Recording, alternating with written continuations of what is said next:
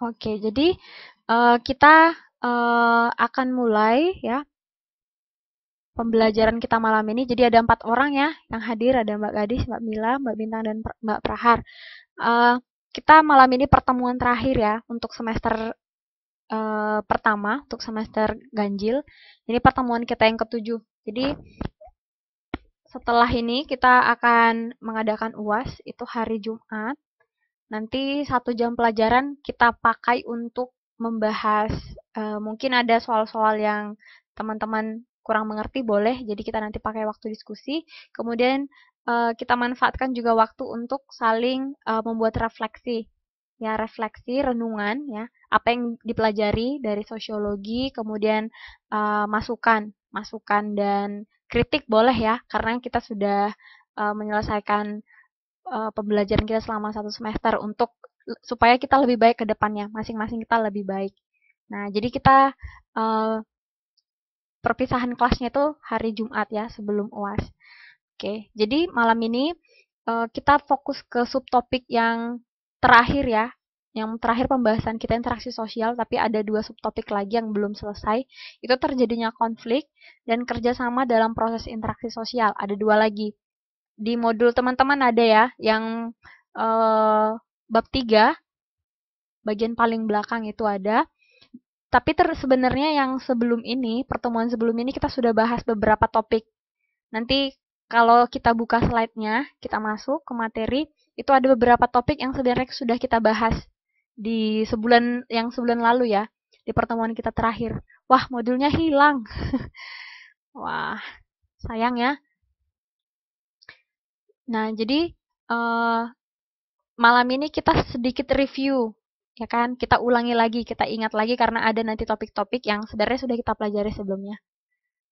Oke. Udah lama hilangnya, Mbak? Wah, sayang banget itu, karena untuk semester genap juga masih dipakai.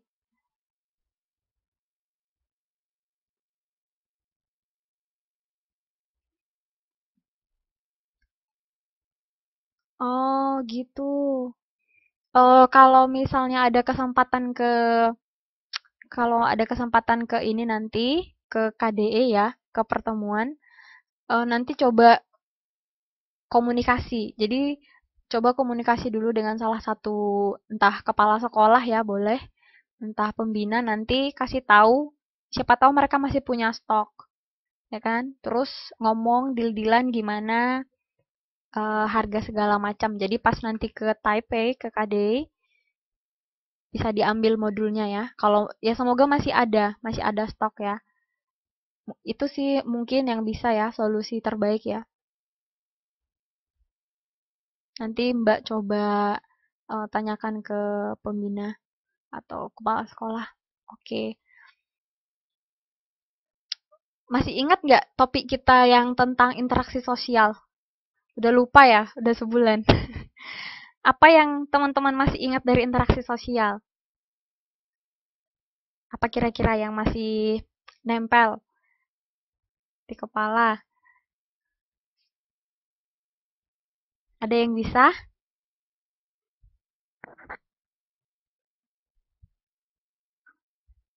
Komunikasi. Wah, itu kata kuncinya ya. Bagus.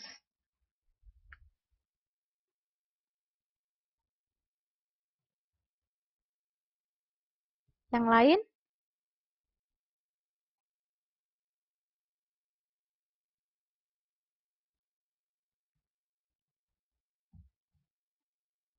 Udah lupa ya?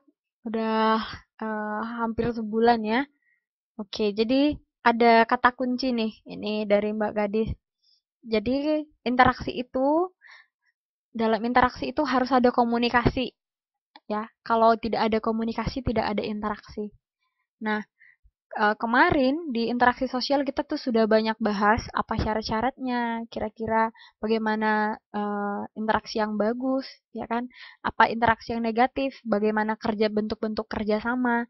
Nah, malam ini kita juga akan ulang lagi ya sedikit. Ada nanti akan kita ulang beberapa topik. Nah, ini saya mulai dengan situasi sosial. Itu keadaan ketika masyarakat atau manusia berinteraksi di dalam lingkungan mereka. Nah, kemudian rangkaian proses-prosesnya, ya, rangkaian proses-proses interaksi itu disebut suasana sosial. Ya, saya mulai dengan situasi sosial dan suasana sosial. Sebenarnya ini hanya menambah pemahaman ya, hanya menambah pemahaman. Jadi tidak secara teori ya. Jadi supaya teman-teman lebih dapat gambarannya, jadi bisa dibaca juga sekalian slide-nya dan di modulnya juga ada ya tentang situasi sosial dan suasana sosial. Nah, kemudian kita akan lanjutkan ke bentuk interaksi yang asosiatif dan disasosiatif. Yang pertemuan kita sebelumnya, pertemuan terakhir itu kita sudah banyak bahas yang asosiatif ya, yang bentuk-bentuk kerjasama, yang disasosiatif juga. Nah, malam ini kita ulang lagi ya, biar ingat ya. Biar ingat, yang asosiatif ya itu suatu bentuk kerjasama, suatu bentuk hubungan yang saling ketergantungan, ya, yang saling melakukan kerjasama atau koordinasi. Asosiatif gitu ya. A itu artinya ada. Kebalikannya dis. Dis itu artinya tidak. Ya, disaso. Jadi tidak ada asosiasi, ya, tidak ada interaksi. Uh, Mungkin bukan tidak ada interaksi, tapi bentuknya itu bentuk interaksi yang negatif. Jadi itu di slide kita bisa baca sama-sama yuk di whiteboard kita, di slide kita. Yang kehidupan disasosiatif itu kehidupan masyarakat yang tidak seimbang. Ya, yang tidak seimbang. Nanti ada pihak yang kuat nanti akan menang, yang lemah kalah. Nah, artinya di dalam masyarakat itu ada kehidupan interaksi yang tidak seimbang. Nah, beda dengan asosiatif. Kalau asosiatif tadi, di mana hubungannya, di mana interaksinya dalam tingkat yang sejajar. Ya, yang sejajar. Jadi tidak ada yang kuat dan tidak ada yang lemah.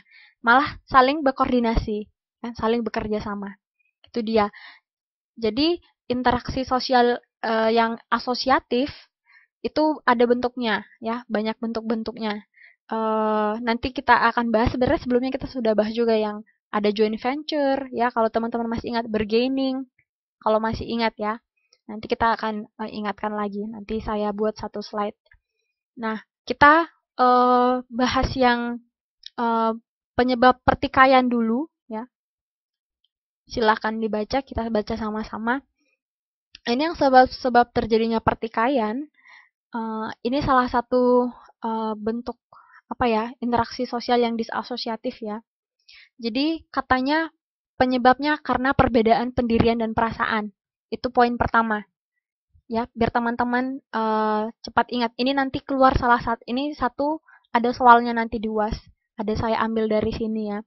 Jadi sebab-sebab terjadinya pertikaian itu karena perbedaan pendirian dan perasaan. Itu yang pertama. Ya, yang pertama karena perbedaan pendirian dan perasaan. Yang kedua, karena adanya perubahan sosial. Kemudian yang ketiga, karena adanya perbedaan kebudayaan.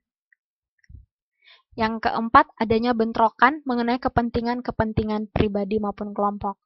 Oke, jadi yang pertama, kenapa terjadi pertikaian? Banyak ya, banyak. Kalau yang kelompok satu, topik pertikaiannya apa? Yang sudah teman-teman kerjakan, tugas kelompoknya, bisa di-share supaya teman yang lain juga tahu, biar kita sambil diskusi ya. Kelompok satu kan topiknya tentang pertikaian ya. Ayo, pertikaian siapa dengan siapa? Bisa diceritakan? KPK dengan Polri, ini cerita lama ya. Sudah lama bergulir. Tapi saya rasa ini topik yang menarik. Ya kan, konflik KPK dengan Polri. Nah, oh, oke. Nah, jadi ketika KPK memiliki perbedaan pendirian, ya kan, itu wajar ya. Konflik Uber, Uber apa Mbak maksudnya? Atau salah ketik? Oh, usaha bersama. Hmm, oke. Nah, ketika misalnya kita bahas yang pertama ya kan, yang perbedaan pendirian. Ketika ada perbedaan pendirian atau perasaan, biasanya kita tuh cenderung kayak memisahkan diri ya kan. Nggak hanya cenderung memisahkan diri, kita juga gampang terpicu. Kalau misalnya ada orang ketiga yang mengasih pendapat, kita tuh gampang terpancing ya secara emosional. Oh, ini ada juga 2009, iya bener. Yang 2015 juga ya. Hmm. Kemudian adanya perubahan sosial, ya kan? Baru perbedaan kebudayaan. Menurut teman-teman, eh kayak di Indonesia ya, negara kita tuh kan kaya budaya ya. Kita tuh sekitar 300 lebih suku sebenarnya, dari Sabang sampai Merauke. Jadi banyak banyak sekali suku-suku yang malah belum apa ya terjamah ya kan, masih di pedalaman. Intinya kita tuh kaya banyak ya perbedaan, banyak kekayaan. Nah, tapi eh, sedihnya ya, yang terjadi pada faktanya terkadang kebudayaan itu yang membuat kita itu jadi punya pertikaian, jadi ada konflik, ya kan? Ada perang antar suku, antar ras, ya kan? Itu menurut saya sesuatu yang sangat disayangkan ya. Nah, harusnya kita itu bangga ya. Indonesia tuh kaya, kaya suku, kaya kebudayaan, ya, kaya adat istiadat. Nah, harusnya kita itu sadar, kita kan berbeda ya, kita memang berbeda, tapi kita itu unik gitu. Kita unik sesuai dengan ras kita masing-masing, sesuai dengan kebudayaan kita masing-masing. Nah, harusnya itu membuat kita, wah, kami ini kaya. Nah, kami ini ada di satu negara dan harusnya kita tuh saling mendukung. Nah, bukan malah saling misalnya menjelek-jelekan atau karena ada perbedaan kita menganggap yang lain lebih rendah atau lebih buruk dari kita. Nah, itu dia. Jadi sayang sekali ya, sedih sekali sebenarnya kalau misalnya perbedaan-perbedaan pendirian seperti tadi kebudayaan itu menjadi akar dari sebuah pertikaian, ya kan? Sayang sekali. Jadi teman-teman yang di kelas ini mulai sekarang sudah mulai bisa ya mengubah cara pandang ya, mengubah pola pikir. Kalau menganggap bahwa perbedaan kebudayaan itu sesuatu yang mengancam gitu ya, yuk perubah perubah cara pikir ya, cara pandang. Karena apa? Karena harusnya itu yang membuat kita bangga, itu yang menyatukan gitu dia. Sama seperti semboyan negara kita ya kan, Bhinneka Tunggal Ika, berbeda-beda tetapi satu. Nah, jadi ini harusnya kita kurangi ya, malah harusnya kita tiadakan. Jadi nggak ada lagi istilah ya karena perbedaan kebudayaan, jadinya ada pertikaian. Nah, tapi memang dari secara sosiologi, dari ilmu sosiologi itu sangat rentan sekali ya.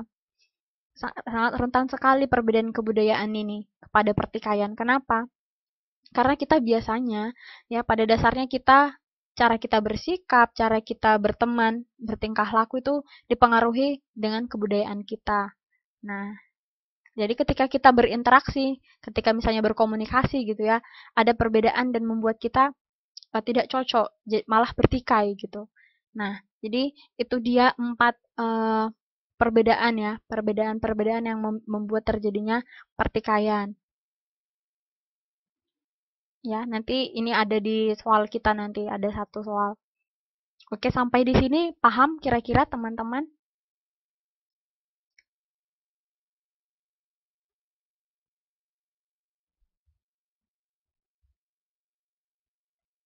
Bisa kita lanjut ya ke slide berikutnya.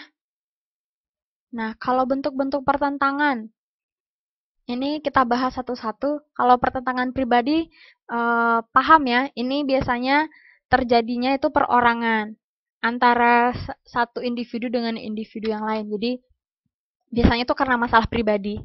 Kan pertentangan pribadi banyak ya. Kalau pertentangan pribadi itu banyak hal yang bisa dipertentangkan.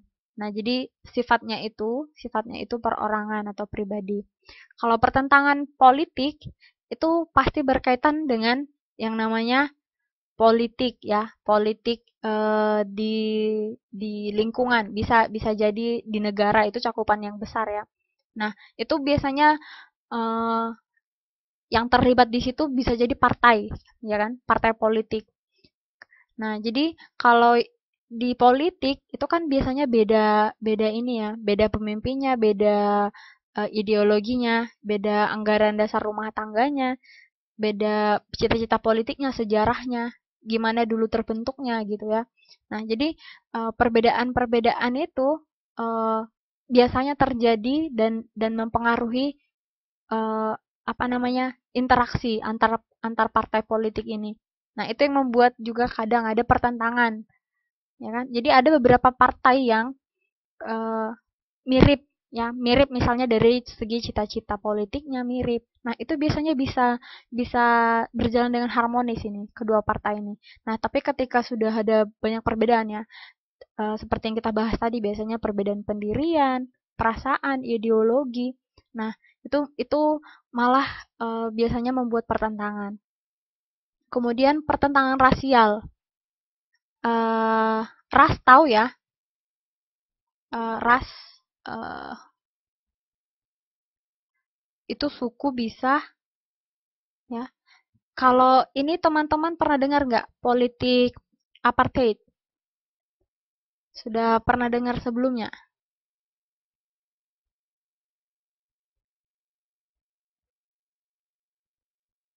Iya. Kalau politik, oh belum. Hmm, politik yang lain?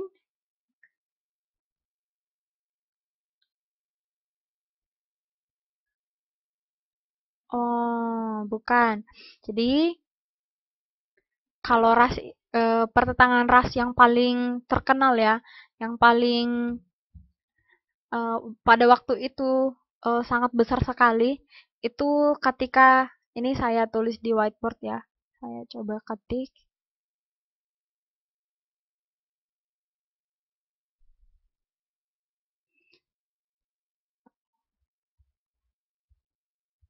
politik apar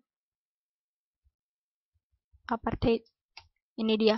Teman-teman sudah pernah eh, baca atau dengar sebelumnya?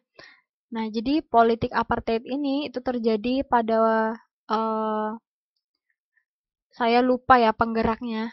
Saya lupa penggeraknya.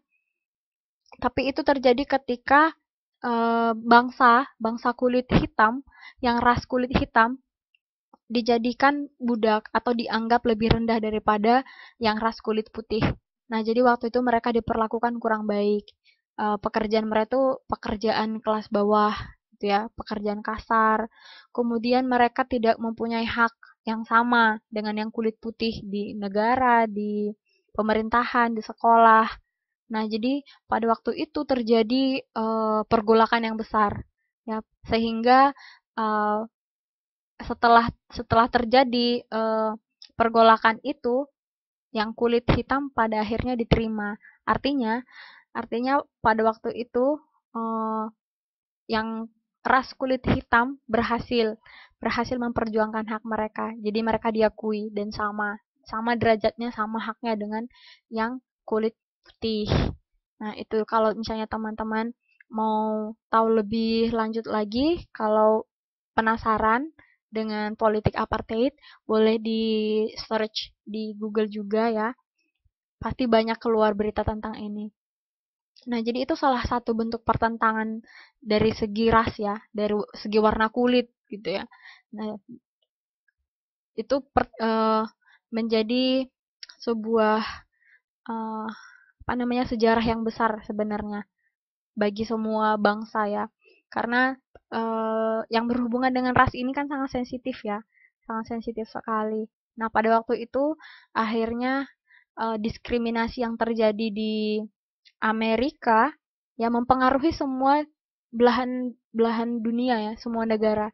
Jadinya mereka yang Afrika ya diakui. Nah, sama seperti di Indonesia kita juga punya kulit hitam ya kan? Teman-teman kita yang di Papua biasanya ya, kulit mereka tuh kan lebih hitam ya. Nah, apakah kita memandang mereka lebih rendah daripada kita atau seperti apa? Nah, itu eh, berhubungan dengan ras, ya kan? Berhubungan dengan suku, warna kulit. Nah, harusnya kita merasa dan menganggap tidak ada perbedaan. Kenapa? Karena kita sama-sama memiliki keunikan kita masing-masing. Dan bagusnya kita sama-sama ada di satu negara, gitu ya. Jadi tidak ada alasan untuk membedakan mereka. Jadi stop diskriminasi. Ya mulai saat ini jangan mendiskriminasikan lagi ya, apalagi yang berhubungan dengan suku, berhubungan dengan warna kulit. Wah, ya ini juga. Nah, sering diejek jadinya gitu kan. Nah, emang kenapa gitu? Ada apa gitu? Kenapa dengan kulit hitam gitu? Bukankah mereka juga sama, ya kan? Sama haknya, sama semuanya gitu ya. Itu hanya masalah warna kulit. Nah, kalau Mbak Gadis mungkin memang apa ya dari keluarga ya. Nah, kalau misalnya yang teman-teman suku Papua misalnya yang memang dari dibandingkan ke kita ya, dibandingkan ke kita. Kita kan yang suku Melayu tua ya, Proto Melayu. Nah, yang kita kan yang suku Jawa, Batak, Sunda ya, itu kan masuk ke situ ya.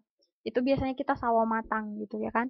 Nah, kalau misalnya teman-teman kita yang di Papua, eh, gimana mereka menganggap kalau kalau kita tidak sendiri ya, kalau kita sendiri tidak menganggap mereka sama gitu ya, gimana mereka bisa juga menerima perbedaan itu. Nah, jadi yuk mari kita belajar belajar menerima perbedaan dan stop diskriminasi yang berhubungan dengan suku, warna kulit, eh, agama juga bisa ya, budaya apalagi.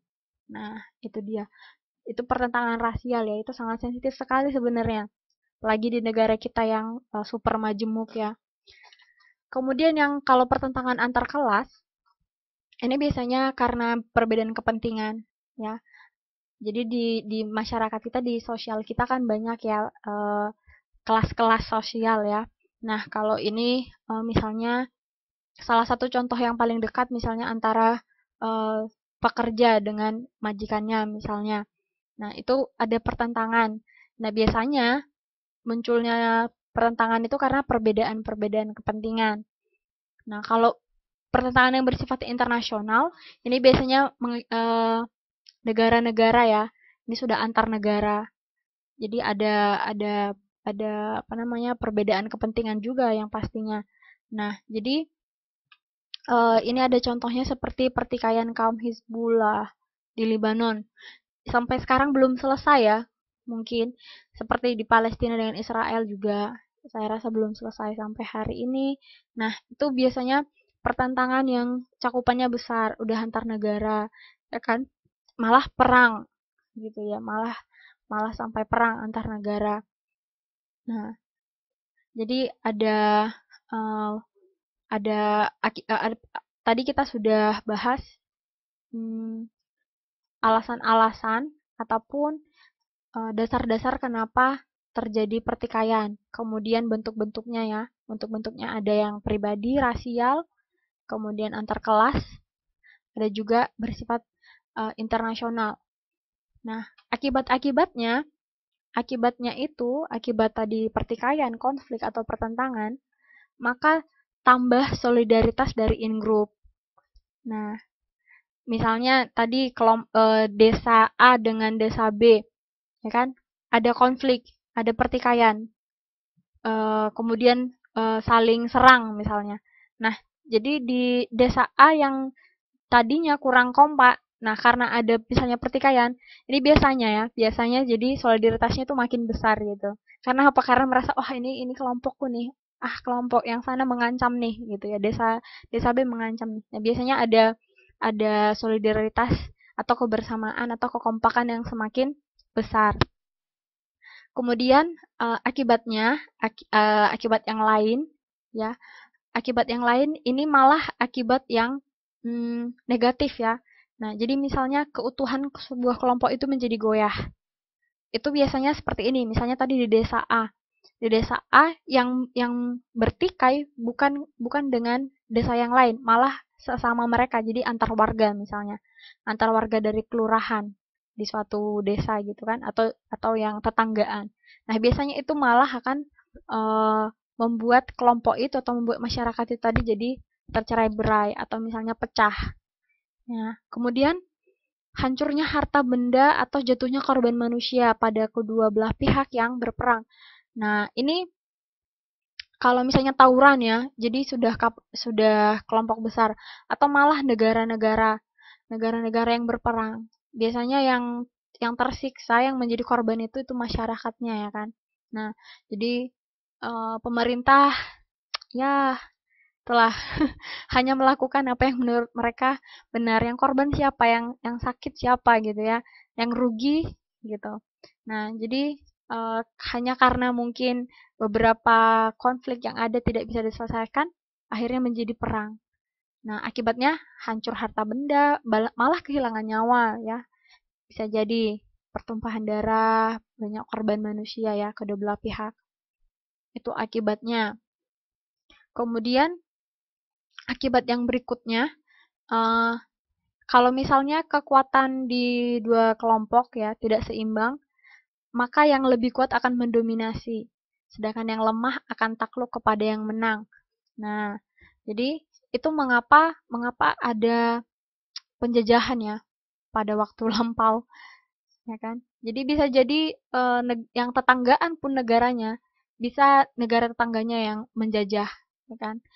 Nah, jadi ketika ada dua kelompok yang misalnya tidak seimbang, ya ada yang lebih kuat yang mendominasi, ya ada yang bisa takluk kepada mereka. Itu akibat pertikaian, ya pertentangan. Kemudian berubahnya kepribadian. Jadi misalnya ada terjadi pertikaian atau pertentangan di dua kelompok, maka biasanya ya. Nah, misalnya itu kan ada uh, perang lah misalnya dikatakan ya kan. Misalnya perang suku Banjar dengan suku Dayak misalnya. Nah, jadi eh, orang-orang yang berada di sekitar wilayah itu akan mengelompokkan dirinya. Misalnya, wah aku mau bantu yang kelompok Banjar. Walaupun dia bukan misalnya suku Banjar, dia akan eh, mengubah identitasnya. Supaya apa? Supaya dia bisa menghadapi kelompok yang lain, yang dia anggap lawan gitu ya. Nah, jadi biasanya berubah juga secara kepribadian, ya cenderung cenderung mengubah identitas. Nah, itu dia akibat-akibatnya. Saya rasa akibatnya semua eh, akibat yang kurang baik ya. Apalagi kalau akibat perang. Itu luar biasa ya. Saya paling sedih kalau sudah di TV perang gitu ya, perang negara ini dengan itu, perang antar agama, antar suku itu, dan itu nggak berhenti gitu ya. Malah semakin akhir-akhir ini semakin ini ya, semakin hangat aja. Apalagi yang kasus ini juga ya, Rohingya. Teman-teman kira-kira tahu nggak latar belakangnya itu? Saya kurang paham sebenarnya, kurang dalam juga ya tentang itu. Ada yang tahu atau ya ada yang mau berbagi?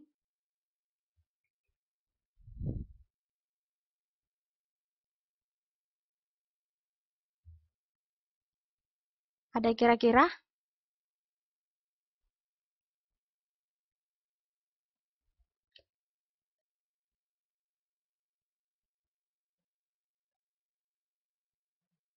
konflik wilayah ya? Tapi bisa jadi konflik wilayah. Walaupun yang saya dengar itu karena agama juga ya, kalau saya tidak salah. Tapi saya kurang tahu sih sebenarnya. Ya itu menarik ya sebenarnya. Ya agama juga.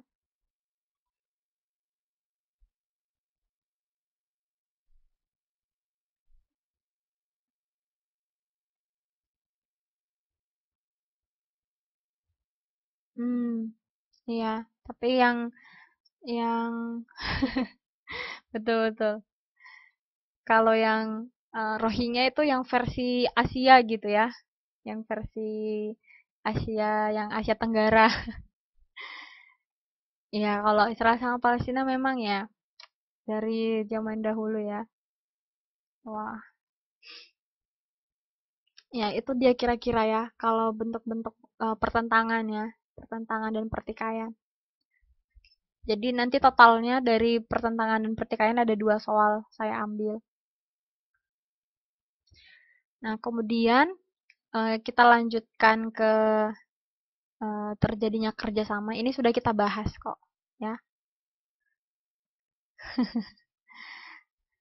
Ini sudah kita bahas di pertemuan sebelumnya tentang bargaining. Bargaining, masih ingat apa arti bargaining? Ada yang masih ingat bargaining? Bargaining sama dengan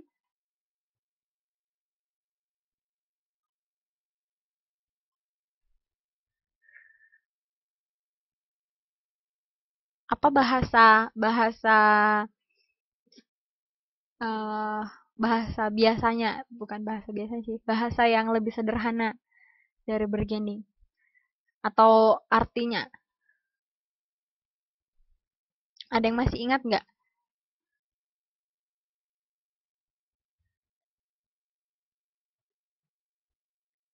Bargaining itu tawar-menawar, kan? Masih ingat nggak? Waktu itu kalau saya nggak salah contohnya kalau belanja di pasar. Nah, jadi bargaining atau tawar-menawar itu sebenarnya bentuk dari sebuah kerjasama, kan? Interaksi sosial yang sifatnya ada kerjasama, ya, yang bentuknya ada kerjasamanya. Jadi tawar menawar itu kan bisa jadi di pertukaran barang ya, pertukaran barang atau jasa. Nah, jadi ketika teman-teman misalnya belanja, kemudian ingin mendapatkan harga yang lebih murah, itu biasanya kalau menawar ya, itu kan seperti kerjasama ya, seperti deal-dealan gitu. Gimana supaya si penjual juga merasa tidak rugi dan kita pun merasa enak. Nah, ada komunikasi dan interaksi yang terjadi. Itulah makanya mengapa bargaining atau tawar-menawar itu adalah bentuk sebuah kerjasama. Kalau yang cooperation ini juga sudah kita bahas sebelumnya. Ini proses penerimaan unsur-unsur baru, misalnya di suatu instansi ya, perusahaan, kan ada program baru atau ketetapan-ketetapan baru dalam kepemimpinan, ya, atau dalam suatu organisasi. Nah, ketika itu terjadi atau ketika ada kerjasama ya antara pihak yang memberi unsur-unsur baru tadi, maka akan terjadi cooperation. Ya, ada kerjasama yang terjadi. Ini sekalian kita mengingat aja ya, yang koalisi juga sudah kita bahas kemarin.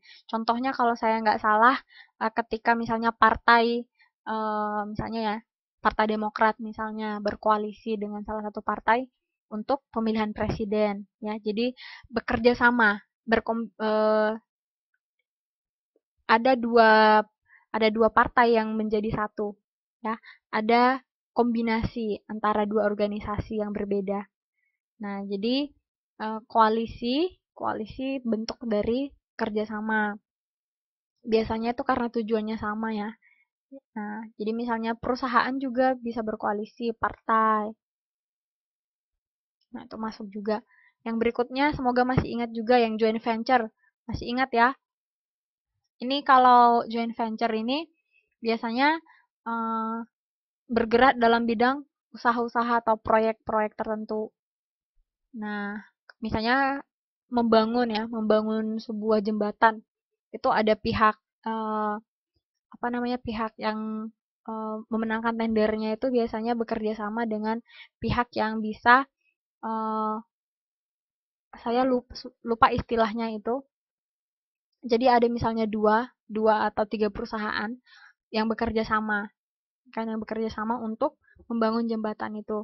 Nah, kalau misalnya Caltex, Caltex pernah dengar nggak? Kalau Caltex ada di Pekanbaru ya.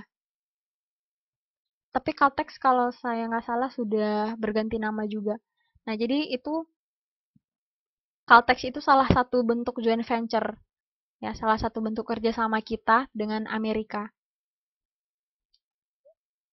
Oh, Vitex itu kalau nggak salah merek cat ya. Nah, jadi Caltex itu bergerak dalam bidang Pengeboran minyak bumi, ya. Jadi minyak kalau misalnya teman-teman pernah dengar Caltex itu dia. Itu punya Amerika sebenarnya. Tapi yang diambil minyaknya Indonesia. Jadi ada joint venture dan sebenarnya ada kesepakatan di situ, ya kan ada kerjasama. Tapi ya semoga lah Indonesia juga diuntungkan, ya kan? Nggak hanya diambil kekayaan alamnya, tapi kita juga punya untung. Mungkin untuk menyerap tenaga kerja juga ya. Nah, jadi itu salah satu bentuk joint venture.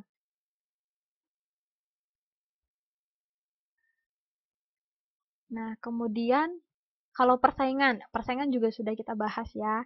Tapi saya mau bahas lagi malam ini supaya teman-teman lebih ingat lagi. Ah, iya, itu dia di ya.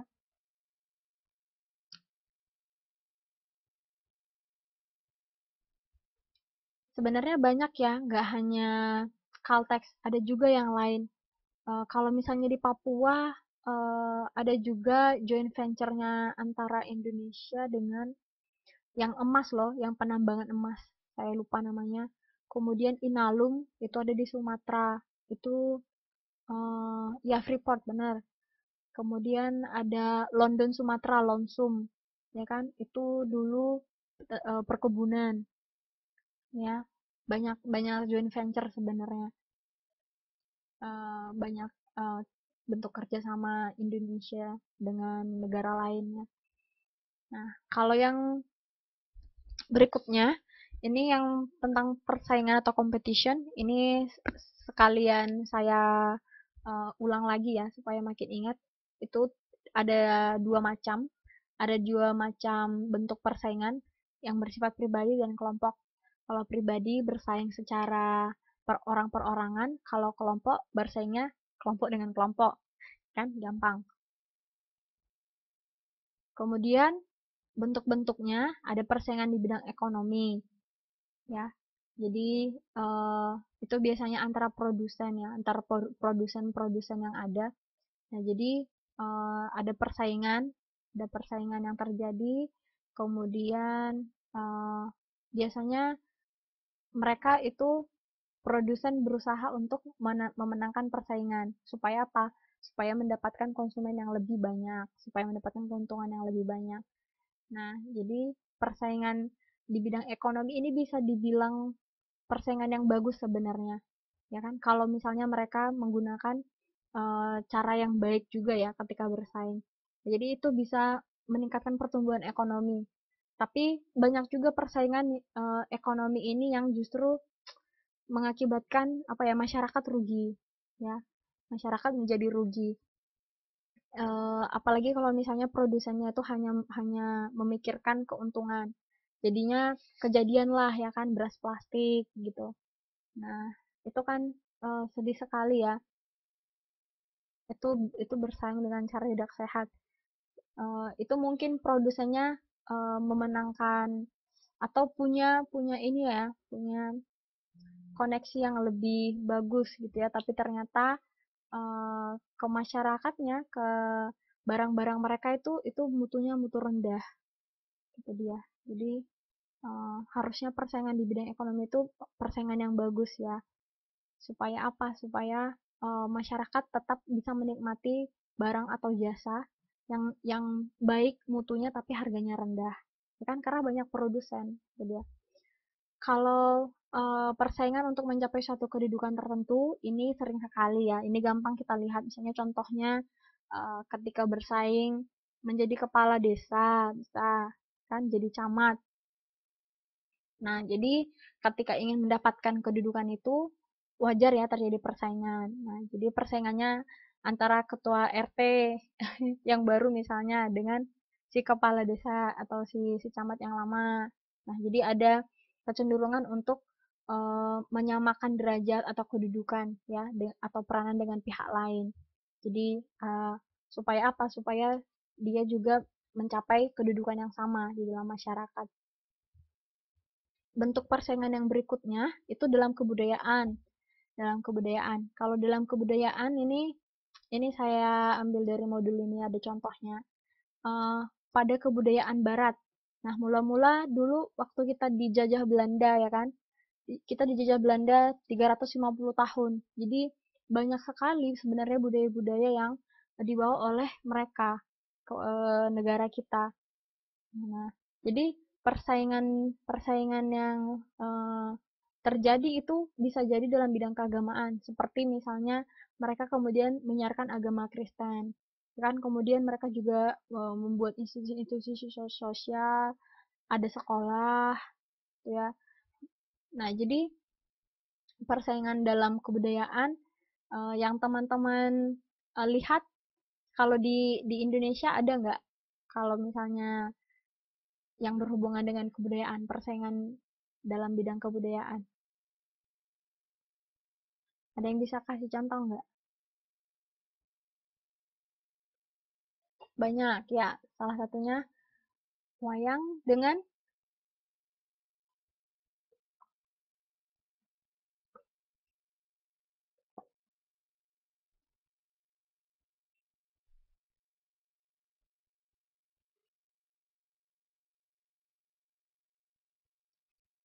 kalau kalau wayang sudah ini ya menjadi ciri khas ya, menjadi ciri khas dari Jawa ya, Jawa ya Mbak ya.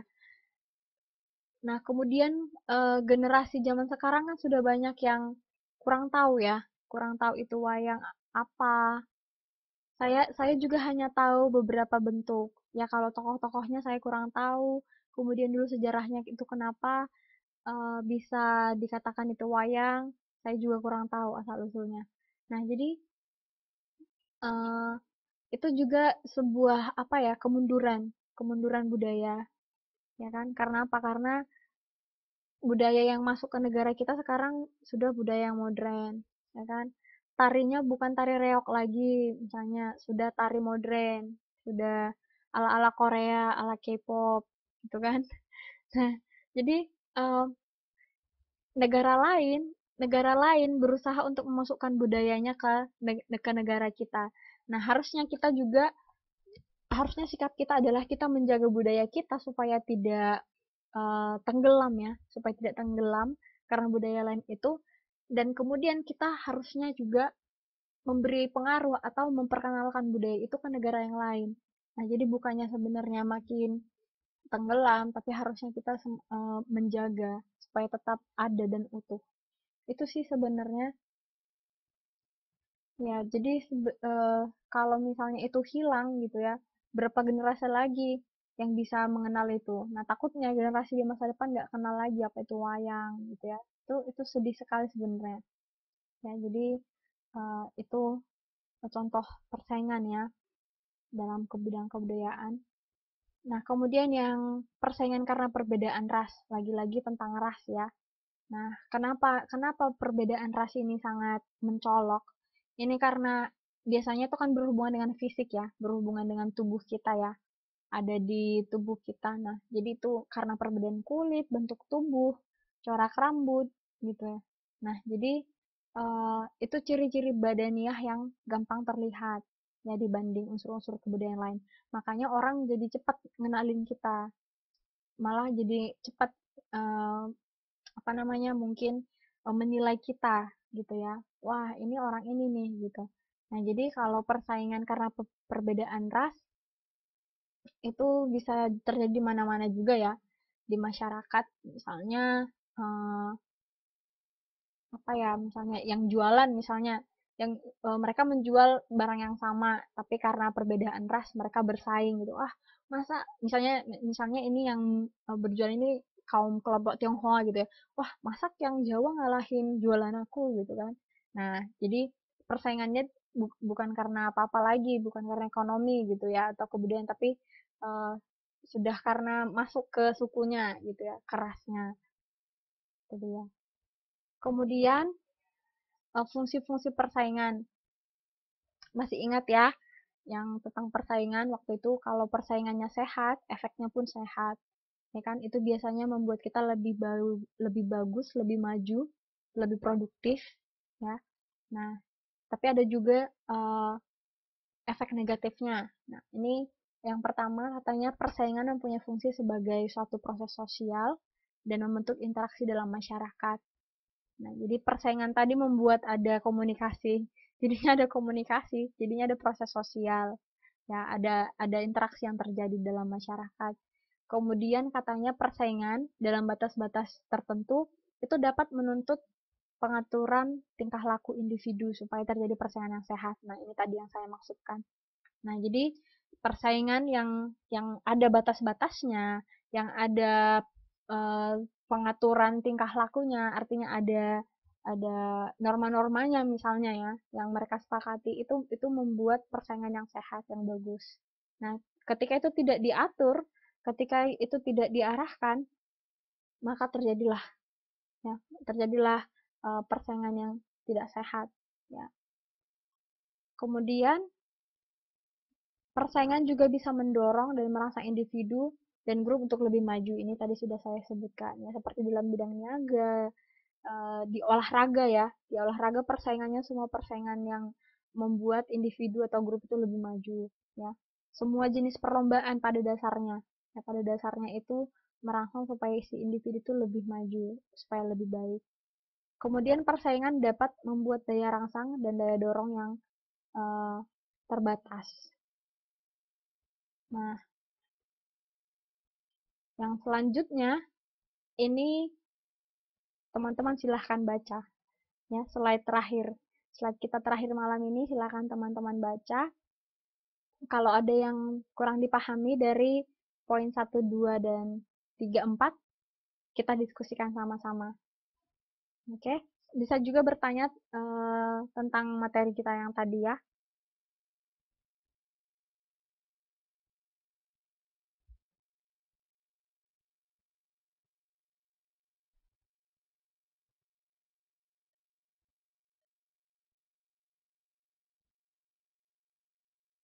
Iya, membaca sendiri. Jadi, karena sebenarnya untuk UAS ya, untuk UAS soalnya saya banyak ambil dari bab 2 dan bab 3. Nah, tapi supaya yang bab 1 juga nggak lupa ya, silakan dibaca-baca juga. Kalau ngerjain UASnya sama metodenya dengan UTS, nanti saya kirimkan ke ketua kelas. Ketua kelas Mbak Gadis ya.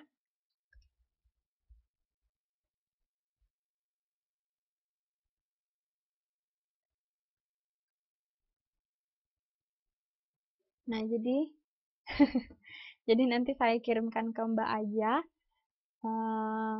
Dari Mbak bisa share ke teman-teman yang lain. Nanti soalnya sudah saya susun sebenarnya ya, sudah saya susun ada 20 pilihan berganda dan ada 5 pertanyaan uraiannya. Ada lagi pertanyaan yang lain?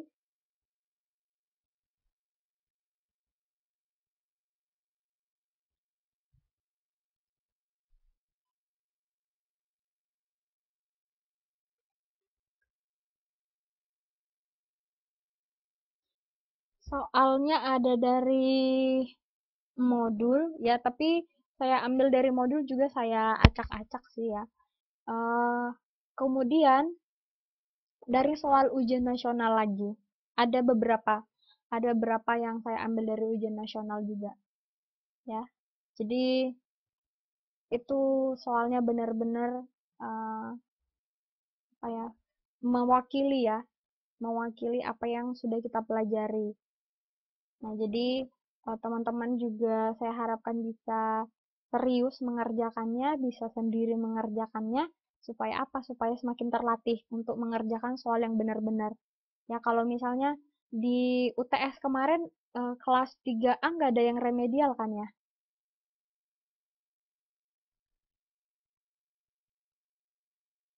Nggak ada. Di kelas di kelas 3B banyak yang remedial. Ya, jadi bagus untuk kelompok 3A ya, bagus untuk kelas 3A, pertahankan.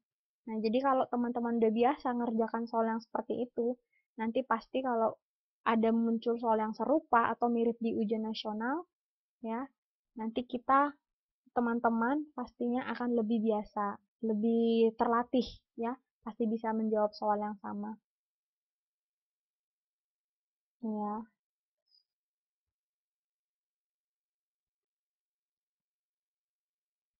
iya separuh.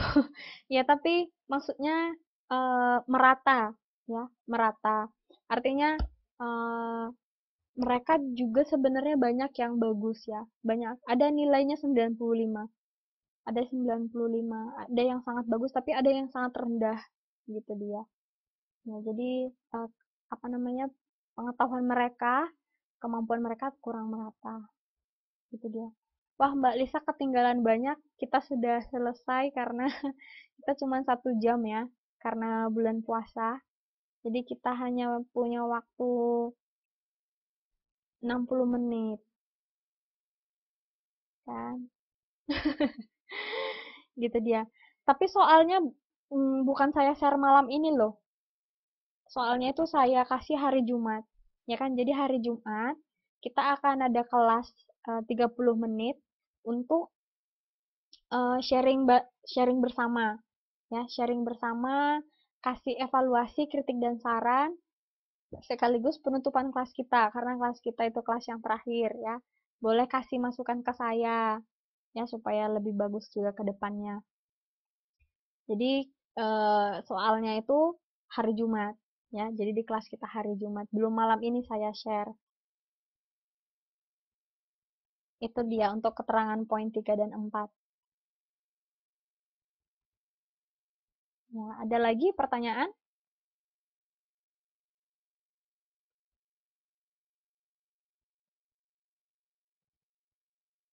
Mbak Lisa ada yang mau ditanyakan, Mbak?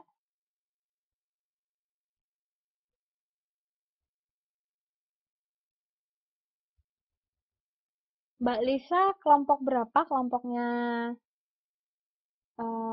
kelompok satu atau kelompok 2?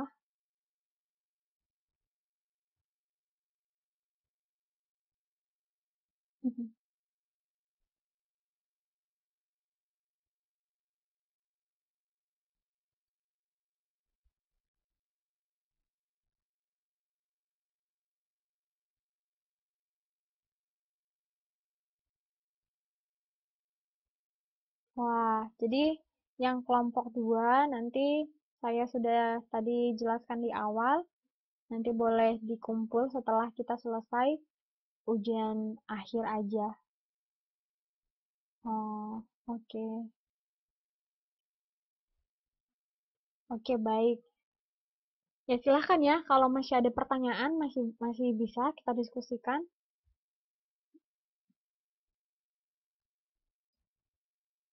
Iya benar. Iya, iya Mbak. Yang nomor 3.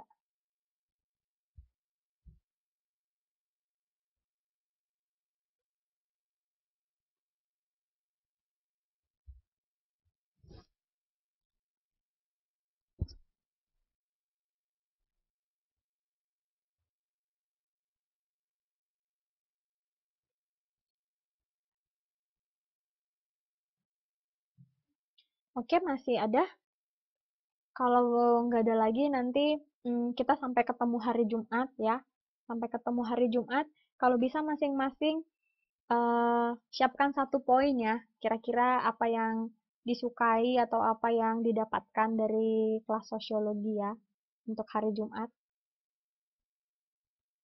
Nanti kita eh, berbagi sama-sama ya, sharing sama-sama pendapat kita sekaligus penutupan kelas kita.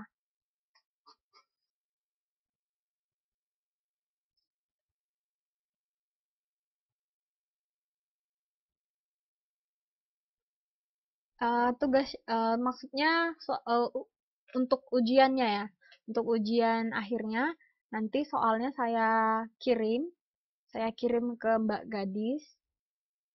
Terus teman-teman bisa minta atau nanti Mbak Gadis sendiri yang akan share ya, akan bagikan ke teman-teman. Jadi ada waktu karena saya khawatir kalau langsung akan terganggu ya karena mungkin teman-teman juga masih bekerja. Jadi nanti soalnya ya Sama sama modelnya seperti waktu kita ujian tengah semester kemarin. Ya. Jadi nanti langsung dibagikan sama Mbak Gadis. Hari Jumat kita bicarakan sama-sama ya. Kalau masalah itu, yang penting teman-teman persiapan dibaca karena soalnya soalnya itu ada dari halaman entah dari halaman mana saja gitu ya. Jadi kalau udah dibaca, ketika nanti soalnya datang, ketika pun buka buku, jadi itu bukan yang asal buka aja, udah tahu di mana jawabannya gitu.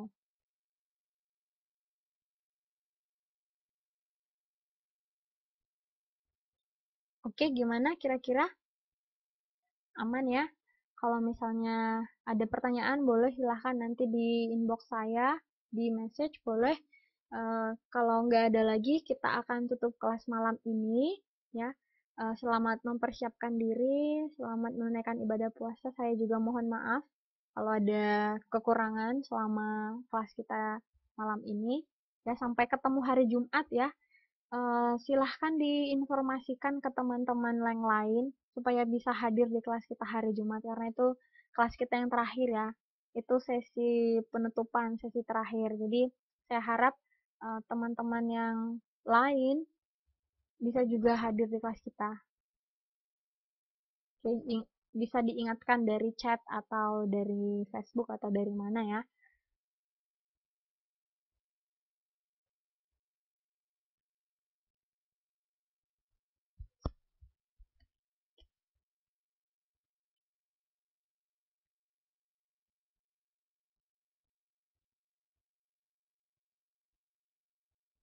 Iya,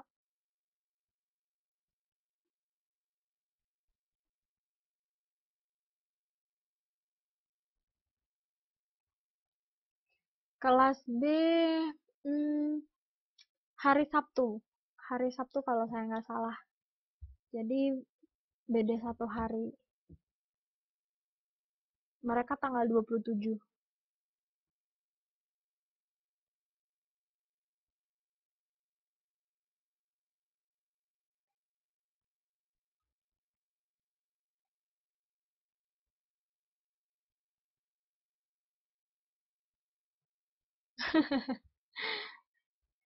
Oke.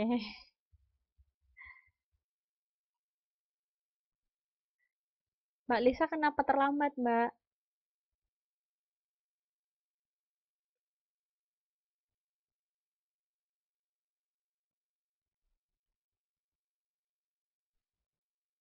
Oh, oke.